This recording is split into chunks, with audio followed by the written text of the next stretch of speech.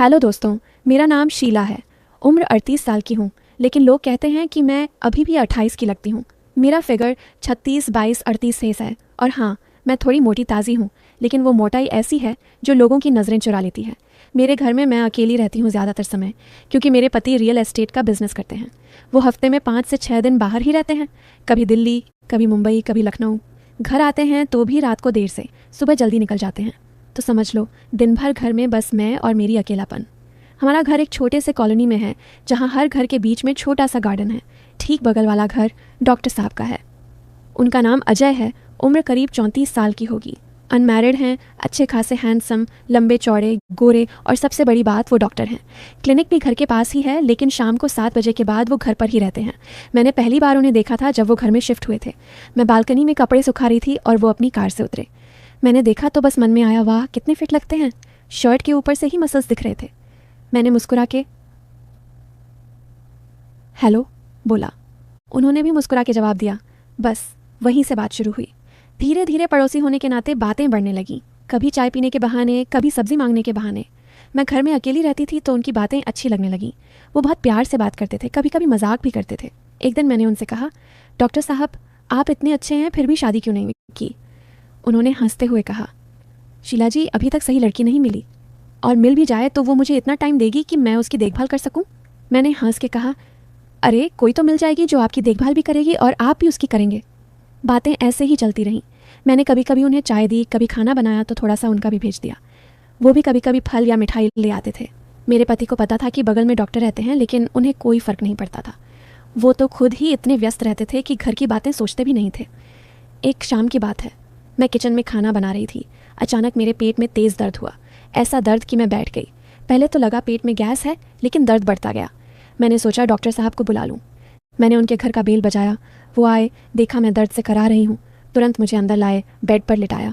मेरी साड़ी थोड़ी ऊपर चढ़ गई थी, लेकिन उस वक्त मुझे कुछ समझ नहीं आ रहा था।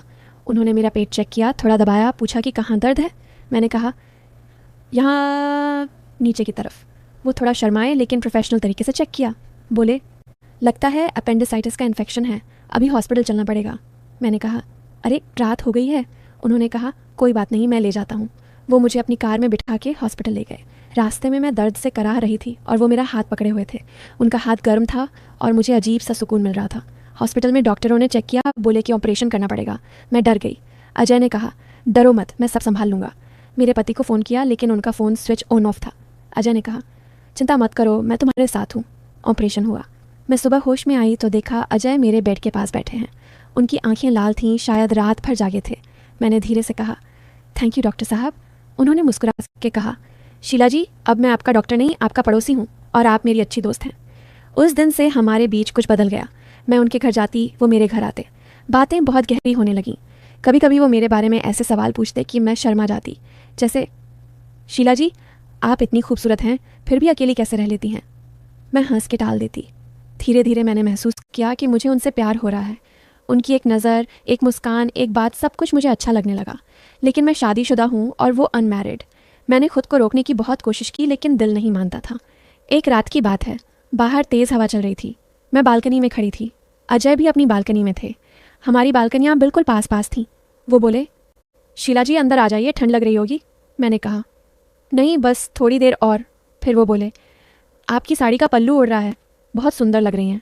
मैं शर्मा गई। पल्लू संभाला, लेकिन मन में कुछ अलग सा चल रहा था। अगले दिन मैंने उन्हें घर पर बुलाया। मैंने खाना बनाया था। वो आए। हम दोनों खाने की मेज़ पर बैठे थे। मैंने कहा, अजय जी, आप कभी किसी लड़की से प्यार किए? वो चुप रहे, फिर बोले, हाँ किया है, बहुत गहरा प्यार, लेकिन वो मेरी नहीं हो सकी। मैंने पूछा, क्यों? उन्होंने कहा, क्योंकि वो किसी और की थी। मैं का दिल धक से रह गया। मैं समझ गई कि वो मुझसे बात कर रहे हैं। मैंने कहा, अगर वो आपकी होती तो क्या होता? उन्होंने मेरी आंखों में देखते हुए कहा, तो मैं उसका पूरा जीवन बन जाता। उसकी हर खुशी, हर दर्द, हर सांस, सब मेरा होता। उस रात मैं रात भर सो नहीं पाई। मेरे मन में बस उनका चेहरा था। अगले कुछ दिन हम और करीब आने लगे। कभी कभी हाथ छू जाते, कभी कंधे टकरा जाते, लेकिन कुछ आगे नहीं बढ़ा। मैं डरती थी, वो भी शायद, लेकिन प्यार तो बढ़ता ही जा रहा था। एक दिन मेरे पति अचानक घर आ गए। मैंने सोचा कि शायद वो कुछ दिनों के लिए हैं, लेकिन वो बहुत चुप चुप थे। शाम को बोले, शीला, मुझे कुछ बात करनी है। मैं डर गई। उन्होंने कहा, मुझे पता है कि तुम और डॉक्टर अजय के बीच कुछ चल रहा है। मैं चौंक गई।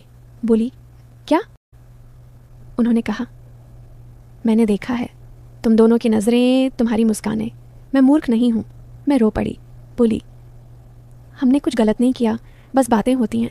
उन्होंने कहा, बातें ही काफ़ी होती हैं। मैं तुम्हें तलाक दे सकता हूँ, लेकिन मैं चाहता हूँ कि तुम अपना फ़ैसला लो। मैं टूट गई। मैंने अजय से बात की।